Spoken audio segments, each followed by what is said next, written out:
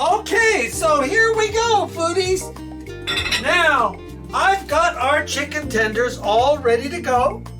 And I am going to spray them with a little olive oil just on the top here before we put them in the oven. And we have the olive oil. I have spray olive oil right here. And we're going to spray them so we can get them nice and crispy. These go in at 400 in your air fryer, 400 degrees, and for about, 8-10 minutes. They're not very long. They cook really fast, and we want them juicy so we could dip them in ranch dressing or like barbecue. We might slather some barbecue on these. But anyway, you can also do them as buffalo chicken tenders.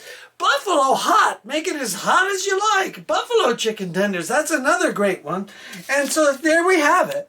And when we come back, we will show you guys how these look when they come out of a nice air fry oven. And then we will continue on and cook, eat, and enjoy. What about Italian or Greek style? Can you put Yes, some kind of dressing absolutely. or dip on those? Absolutely. You make a nice marinara sauce. Oh, that sounds A good. marinara sauce with some diced basil, some sliced basil in there, fresh basil or dried basil. Make a marinara sauce with a little garlic. Use your San Marzano tomatoes. That is delicious. Ranch dressing is good. And of course, a glass of wine comes in handy too, or a beer.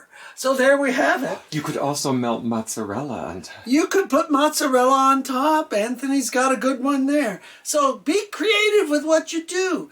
Do what you do for your family and friends and cook, eat, and enjoy. And we love you all here at Carpizzo. So just smash that subscribe button and join the over 560 people. It's just so many, almost 1,000 we're going here. And we love you all. Please subscribe. We thank you all very much. And we wish you all the best for your families and your special ones that you have. So there we have it. This is Peter Carpizzos signing off. Out.